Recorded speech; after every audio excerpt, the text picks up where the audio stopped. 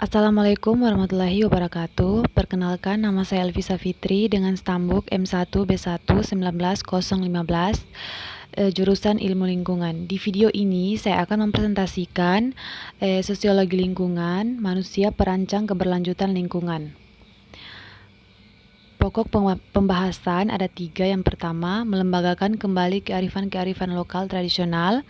Yang kedua, mewaspadai modernisasi dan kemunculan masyarakat berisiko atau the risk society. Yang ketiga, mengampanyekan atau sustainable society. Melembagakan kembali kearifan-kearifan lokal tradisional. Membangkitkan kearifan-kearifan lokal merupakan salah satu cara untuk menjaga lingkungan dan meredam watak eksploitatif manusia atas alam. Konteks teknologi dan norma atau tradisi terletak pada muatan-muatan kearifan-kearifan lokal yang perlu untuk digali dan dikembangkan lagi.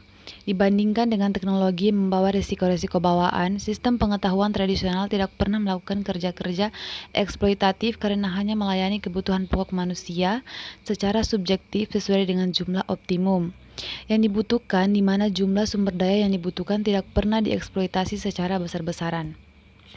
Contohnya yaitu contoh kearifan lokal ini pada pelestarian lingkungan dan konservasi, seperti yang dilakukan oleh masyarakat kampung Kuta Ciamis dalam bercocok tanam, misalnya ditabukan menggali tanah dengan cangkul atau dengan alat yang dibuat dari besi. Mereka hanya mengupas tipis kulit permukaan tanah dengan menggunakan garu sebagai alatnya. Garu ini yaitu alat sejenis alat yang dibuat dari kayu, sehingga ketika digunakan tidak merusak lapisan bawah tanah sebagai tempat konsentrasi partikel-partikel penyubur tanah. Kedua yaitu mewaspadai modernisasi dan kemunculan masyarakat berisiko atau the right society.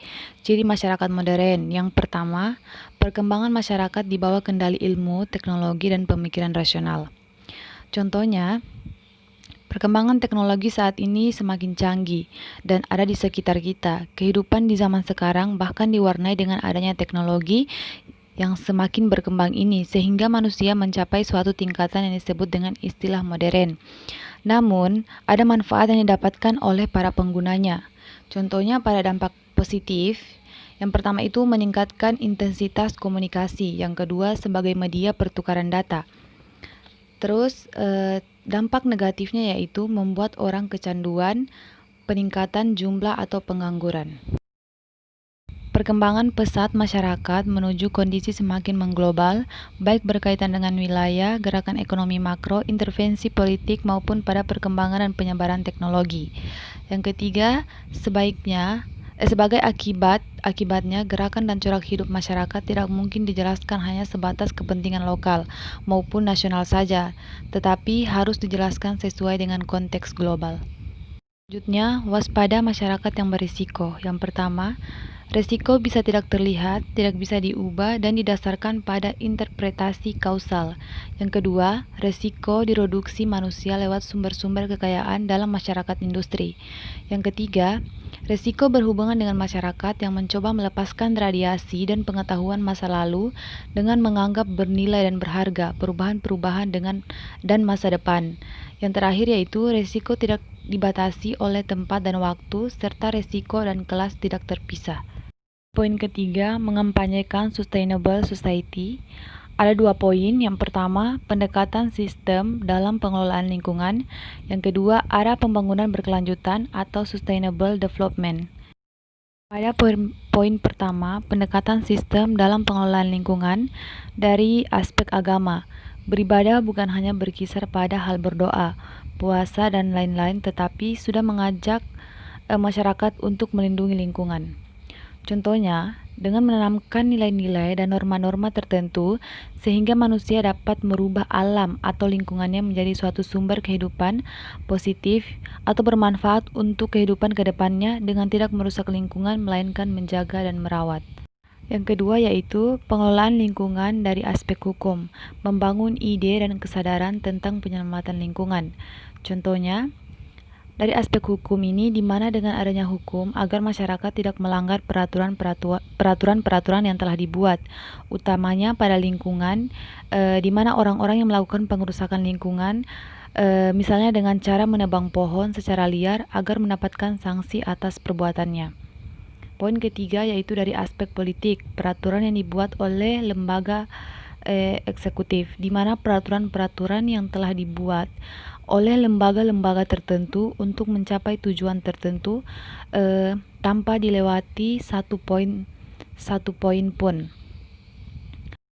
Yang keempat yaitu dari aspek pendidikan, pembentukan watak dan karakter manusia.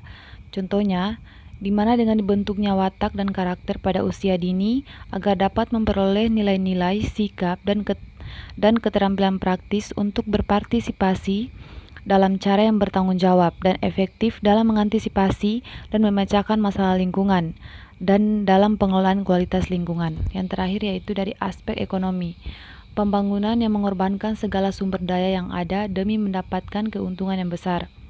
Contohnya pada eksploitasi sumber daya alam yang berorientasi profit ekonomi tidak hanya menimbulkan dampak positif, tapi lebih dari itu menimbulkan juga dampak negatif terhadap makhluk hidup di planet bumi, utamanya pada hewan. Poin kedua yaitu arah pembangunan berkelanjutan atau sustainable development, di mana pembangunan satu pihak mengacu pada pemanfaatan sumber-sumber alam maupun sumber daya manusia secara optimal, dan di lain pihak serta pada saat yang sama memelihara keseimbangan optimal di antara berbagai tuntutan yang saling bertentangan terhadap sumber-sumber tersebut. Yang pertama itu keadilan antar generasi, prinsip keadilan dalam satu generasi, prinsip pencegahan dini, prinsip perlindungan keanekaragaman hayati, dan internalisasi biaya, lingkungan, dan mekanisme insentif. Kurang dan lebihnya saya mohon maaf. Wabillahi taufiq wa hidayah. Wassalamualaikum warahmatullahi wabarakatuh.